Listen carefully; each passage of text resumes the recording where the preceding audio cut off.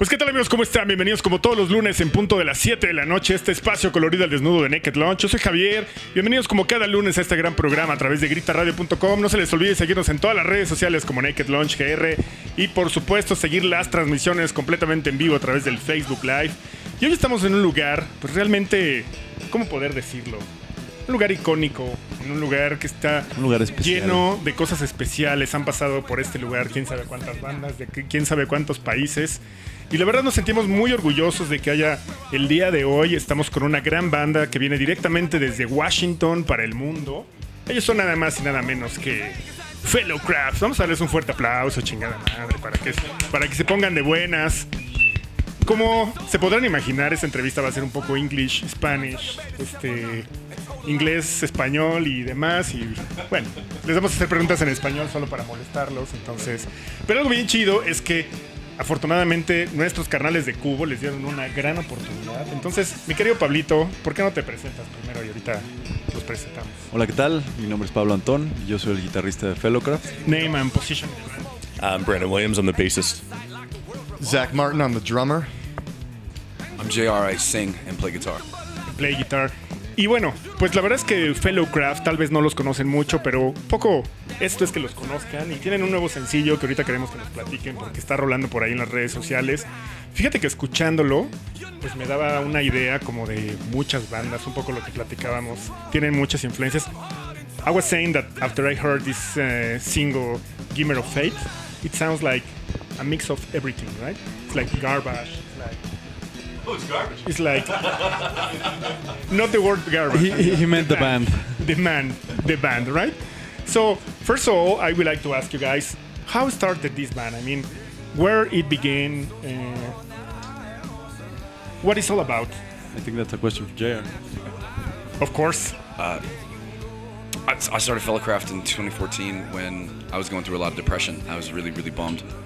And I just got divorced. I just moved out of my house, and I hadn't lived alone in probably like 14 years. So I thought, I looked back and I thought the happiest I'd ever been in my entire life was when I was making music. So I sent some texts to my buddies and said, hey, do you guys want to start a band? And I got responses back, and that was 5 years ago. And it really just formed out of that. Like it was a necessity. I didn't really have to do it because I wanted to do it. Really, I needed to. Okay, so it's like the shrink, right? It is. It's therapeutic. I mean, the music is like the psychologist. It's therapeutic. It's cathartic, and it helps me. I mean, it's different for everybody. I'm sure. Yeah. Everybody who does it is different, but for me, it's my own. It's my therapy. You know, it's my cathartic release of a lot of the negative energy that I have, and positive energy too. I mean, it's just. I don't do it because it's, it doesn't pay well. I know. You know? Thanks God, it's not about the money. Right? Yeah. It's Not more this about day. to be an artist. Yes. Because I was talking to Pablo last night, and he told me that, for example, Zach is very blues guy, and he studied a lot. And you told me also that you didn't really play in a band before. Musical theater, man. Yeah. So, and that you are such a poetry, right? So, I mean, making a lot of poetry and so on. And of course, Pablo, he's more, he's the bad guy of the band. I mean, not bad musician. I mean, he's the rocker, he's the metal guy, his ex-band, but it's more like grunge, right? Yeah. So, how you mix it up, all that influences into one can, for a way to say, it's like to make a blender. I mean, to have a blender and to put everything inside, and and the result is like this. I think the can, right? Yeah, I think the interesting thing about this band is just like the versatility that we have. Like Jared mentioned this too in another interview. Like we don't want all of our songs to sound alike. We're musicians, and as musicians we want to explore different genres. We want to play with different things. Like we all have like a proggy side that we want to explore, and then on the other side, well, Brandon is an amazing bass player, and he's like a funky bass player. So we also include a little bit of influence of like funk or blues from Zach into our music, and then we just, like you said, it's basically like putting it in a blender where we might get an idea for a song. JR might write the initial, I like the initial structure of a song or the initial idea of a song, and then we work from that, or I can bring an initial idea for a song, and we bring that initial ideas into the rehearse space, and then we build up from there, which is how a lot of bands do it. And sometimes it becomes dramatically different. You might have a riff that is 3-4 chords long, and it's not arranged in any specific way, and then we bring our unique take on what the song might sound like, what the theme might be, and I think the key is mutual respect of the individuals, their instruments, how they play it, how they set up songs. That's something that JR has facilitated over the years, and why I stayed with a band I found on Craigslist. Yeah, and one question that I told you that I will ask you is... Oh, you got a prompt? No, but really, it's because it's a very interesting question. I mean, he's a brand new drummer of the band, and how do you change the sound of the band? I mean, because before, as JR said, they had a lot of time making this together, but you're like the brand new guy, and how do you change the sound of the band? So just to back up a little bit, Pablo and I were also in a band years ago before this, and so we knew each other, and so we had a sound that we built with that band. And it's true, the last drummer and I have very different styles. I view myself as being, my main responsibility is getting energy in the room, making sure people are tapping their feet or jumping up and down or dancing. It's an energy thing. So for example, the very first song, Proliferation Nation, during the very first verse, it's 16th notes on the hi-hat to keep it going. And that's different what the last drummer did, because I like it to be a little bit more funky there. Another change is hold the line during the chorus, quarter note crash note, so that people just get to headbang there. It's different than what the last guy did. It's just different. And I hope to bring more energy, hope to have it nice and strong. I'm going to keep doing what I'm doing. You're doing it well. Let me see the paper that you wrote all that down. Wait, did you catch everything? Yeah, did you- I want to make sure that all of that was to spec, because that was well rehearsed. Well rehearsed. I'm gonna play with you because I'm joking. So, and how is it like for you guys to be for the first time in Mexico? I mean, as a band, also in this amazing venue that is El Plaza Condesa, that, as you can see, is huge. It's for 2,500 persons. That I don't know how many will be today, right? So, but it's that big? Well, as you can see, the backstage is pretty cool. So the bathroom is next. yeah. So, how is it like for you guys? Who wants to answer this? I'll take a quick stab at it, and then Pablo's been a great tour guide walking us around. It's just been amazing. But JR and I have only toured in like a van down the coast of Virginia. So this experience has been, I mean, it's stressful, but a good kind of stressful, because you're doing something you love, and you overcome obstacles, throwing your gear on a plane, and everything is just positive after that. I think it's great. We all have day jobs. We're all buddies. We all hang out. I'll be at Pablo's house on a Friday watching his son. And we'll listen to records. He'll make mole sauce. Zach is having a poker night. Brandon and I'll get together and have a beer when the rest of the band can't make rehearsal. You guys can't come. All right, well, we're not gonna play. We're just gonna drink. And life is good. We like Mexico, and we treated it the same way when we came down here. When Pablo gave us this amazing opportunity and asked us if we'd be interested, we were obviously on board. We're like, that sounds great. And we took it one step further. We brought our significant others. My wife is here, his girlfriend, his fiance. They're all here with us. And we just treat it like a big vacation, and I think that's what it's all about. We like playing music, and I hope we're gonna get better at it, and I hope to play bigger stages. And we put in work. Yeah, We've put in work. Oh my God. So you'll like it. You'll like So much to it. work. No, well, I come here all the time, so yeah. No, because look, I don't think I answered that question, bro.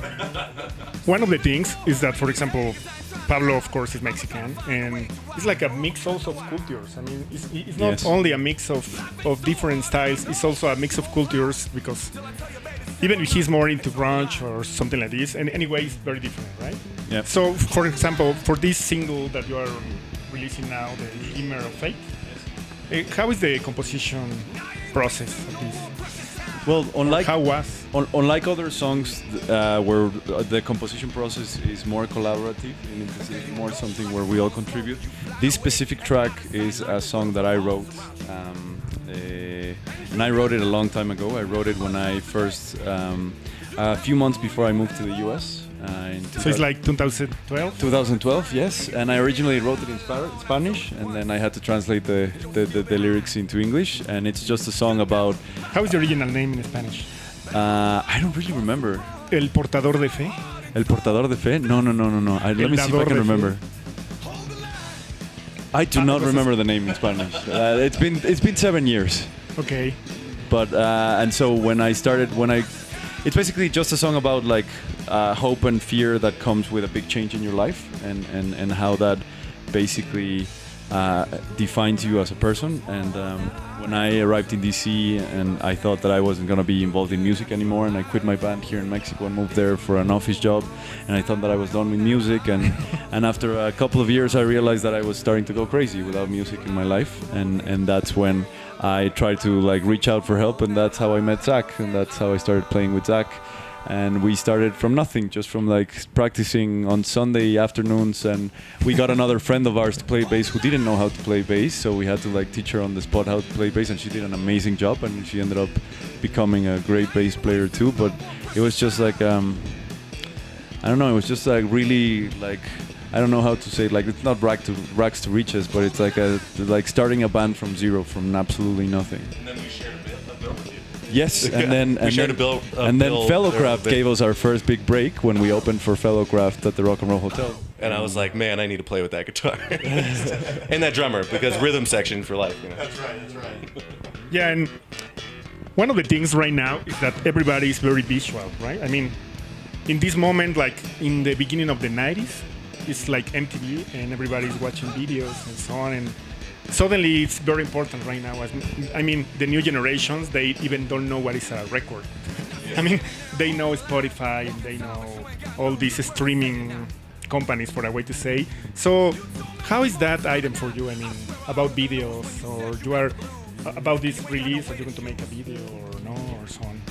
Yeah, the idea is that we are, hopefully with some footage from our show here at the Plaza Condesa, which is just an amazing experience, and we want to be able to like save that and sort of like encapsulate that moment into like the registry of the band, like the band registry, and then, like the band story, and hopefully this video will allow us to do that. Before that, I don't think fellowcraft has ever had like a video clip per se. We had a lot of conversations about whether or not we put together music videos, and we always kind of veered away from it.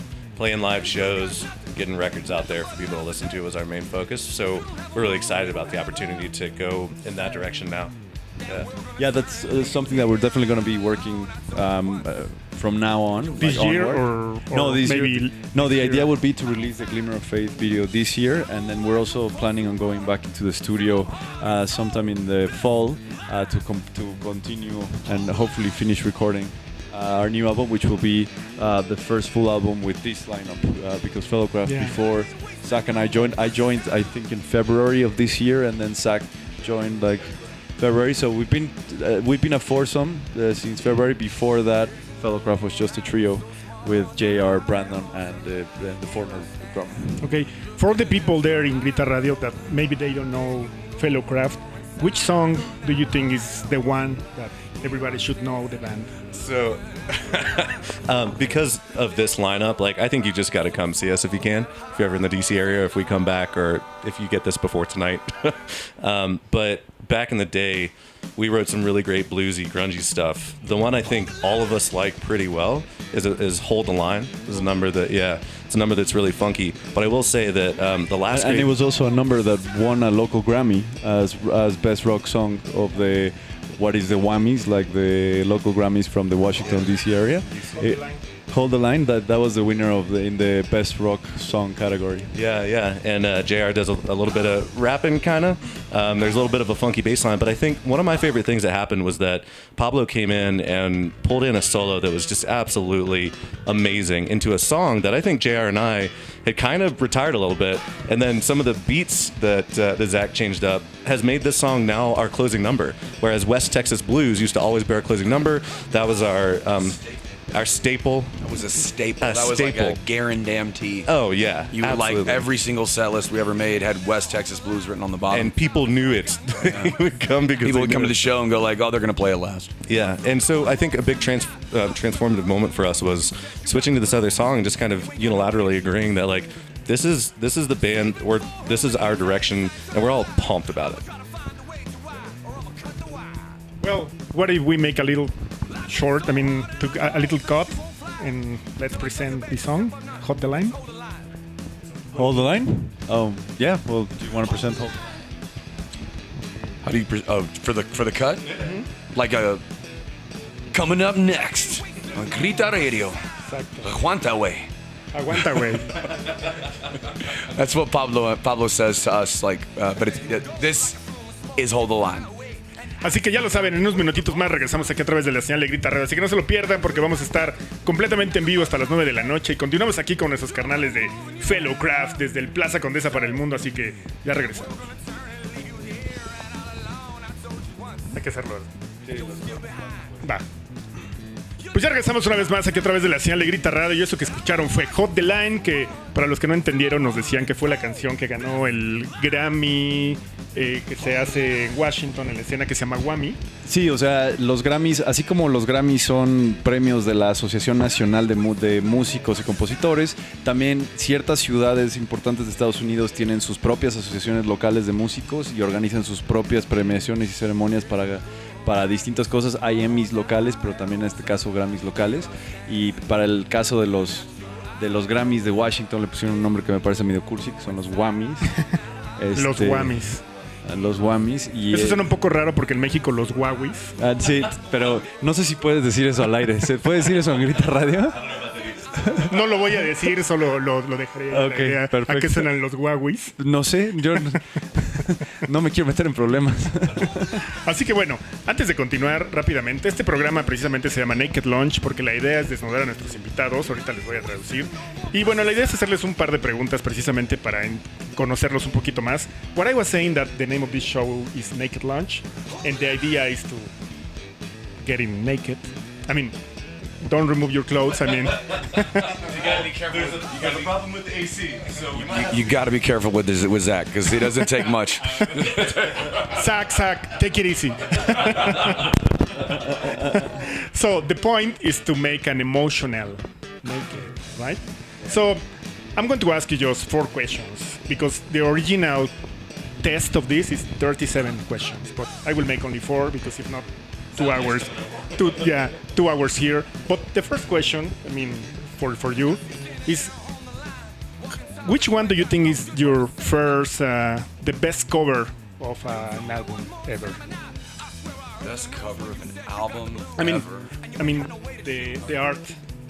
Oh, cover art from our records or just in general? No. What's your favorite art? Okay, that's Deftones, White Pony. Simple, gray, small white horse catches the eye. Absolutely. Love it. You, Pablo? For me, it's Something Wicked This Way Comes from Iced Earth. I later became a big Iced Earth fan, but I stumbled onto the band just when I was in like a record shop and like mix up, and I was just like skimming through the metal section, and I just like, this is a cool cover. I've never heard of this band. I don't know what they're like, but I need to buy this CD, and I've never had that like sensation with another album cover. I don't deal much in cover art, but I've always loved the album Californication, like the red. Yeah. I gotta say Nirvana with the naked baby in the pool. Iconic. Yeah. And that guy grew up and he redid that whole album. Yeah. That is real cool stuff. It's like, save that baby, and the baby was fine. I loved it. That was wild stuff. Yeah, I love it. The second question is one show that you missed. For example, I missed to see Pantera. which one could be yours? Like a band that you wanted to see and you didn't get a chance to ever see? I mean, don't answer Beatles because maybe we don't have enough age to ever see. The most recent one was Alice in Chains. They came through DC, and I bought a ticket, and I was gonna go with Pablo, and I couldn't go because my fraternity was like, "We need you for this event," and I was so mad. Fuck. We can say that? No, but I don't care. Fuck that. Fuck that. Well, what room were we in last night? I just don't translate that, and that's it. For me, I never got a chance to see Black Sabbath live. Their last show, like the end, the tour came The through end Washington, D.C., and I really wanted to go, but just life happened and I wasn't able to. Shit. One that stuck out to me that I actually was going to go to and then got stuck traveling for my job was 21 Pilots at the 930 Club, like right before they blew up. Because then we played the 930 Club, and it's one of my favorite alternative groups. So mine easily is I never got to see Chris Cornell live with Soundgarden or Audioslave, and I was on the bucket list, and then out of nowhere, we all know what happened, and that is a huge bummer. So if a big band comes your way that you need to see, go see them. Life is never certain, and so that was a huge bummer for me. It's a good lesson. Yeah, also because I guess Chris Cornell, he was one of the most, one of the top, right? I mean, he was Did Temple you of ever the get Dog. to see Chris Cornell live? No, and as you said before, they came to Mexico to make a tour with Soundgarden. Or something? With Soundgarden, and this day I was not in Mexico City. I said, well, next time. Because I did see them at the Palacio de los Deportes with Audioslave in like 2005. That was an amazing show. Yeah, so it's always very bad, right? Yeah. So, and the third question is, which record has to be in your collection? I mean, which one can be missing? John Coltrane, A Love Supreme. That's a good choice. For me, that's a very hard question because my collection is more than one record. Yeah, but which one is the first that you thought about it? The- Always is one that is like, but then you said, no, it's cooler if I said this. I would go with Seven Son of a Seven Son with Iron Maiden. Yeah. I was back and forth because I've already mentioned the Chili Peppers, but One Hot Minute has got to be one that transformed. Like it made me want to play the bass when I was in like 5th grade. And that was More than the other Chili Peppers albums? Like, yeah. Well, it also had. I It's mean, because also this record is with Dave Navarro, yeah. right? So Well, I was also the only 5th grader who was like out on the dance floor grooving to a bass solo, requesting Walkabout for no reason, So I really love my friends from that record. So depressed. Mine would be How the West Was Won by Led Zeppelin because it is remastered and it's a lot of their live stuff, which is amazing. You get to hear John Bonham do things that you don't hear in the older In the records. records. But on the live stuff, he just does things you didn't, 1 foot bass pedal. He's just 1 foot and he's rolling it. So that one's by far my favorite. Has to be there. Are you the drummer? Yes. And yes. And the final question of this section is, if you can define the soundtrack of your life with 3 songs, which ones could be?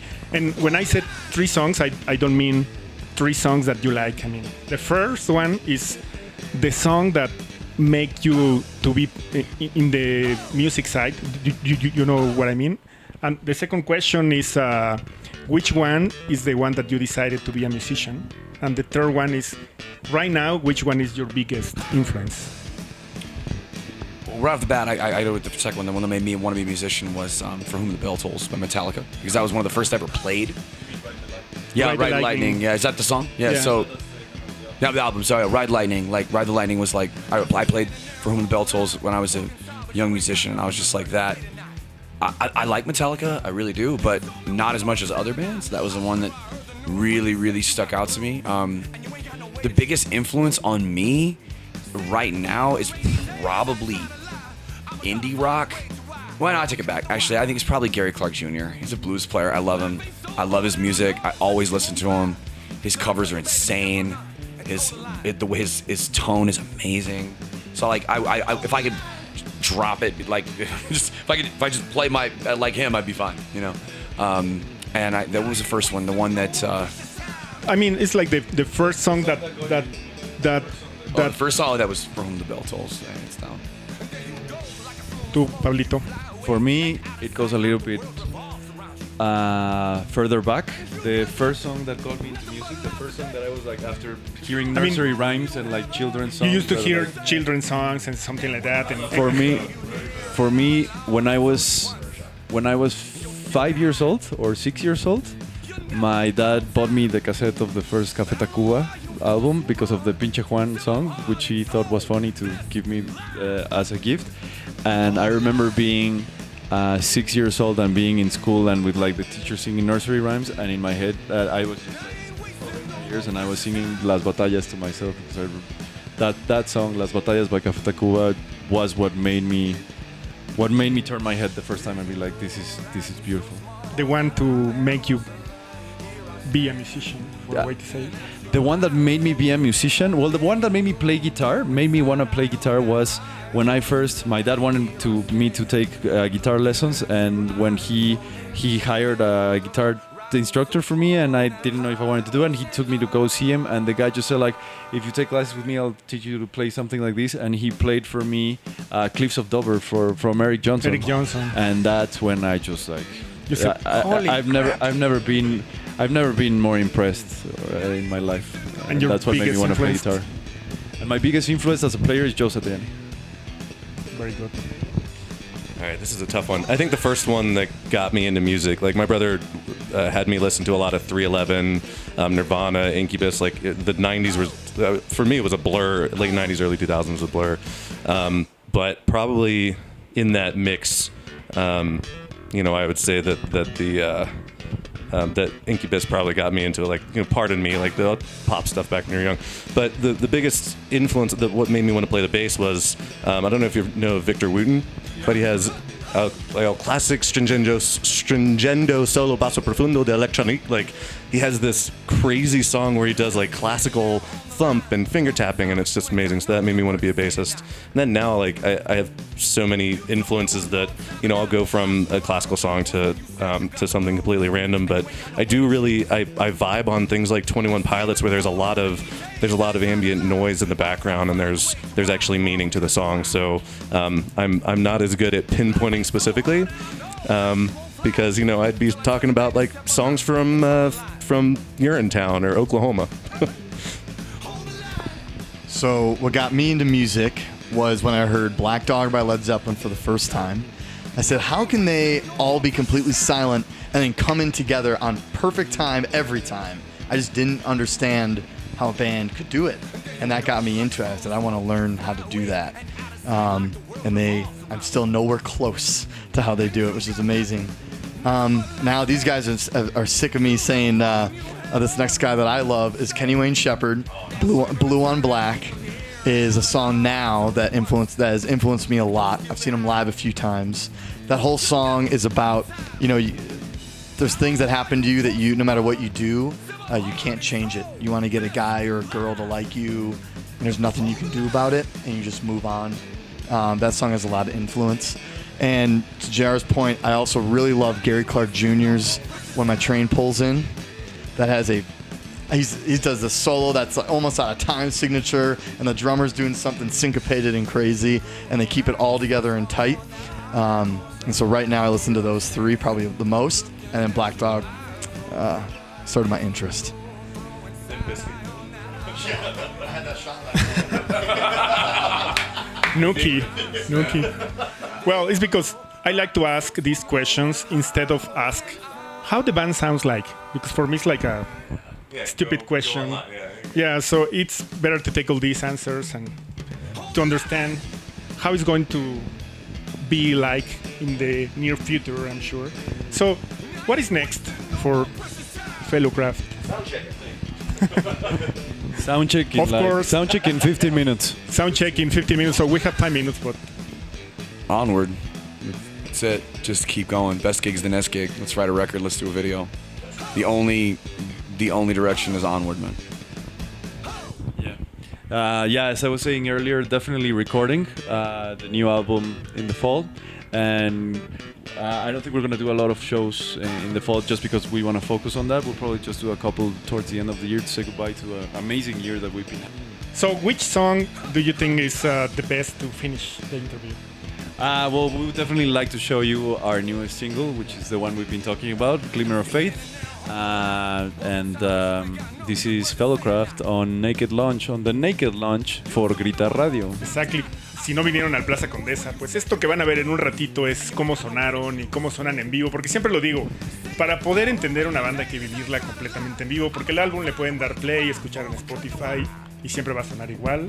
Pero qué mejor que poder vivir a una banda, verla en vivo. Así que si no están aquí, escuchen esto porque se van a dar una idea de a qué suena.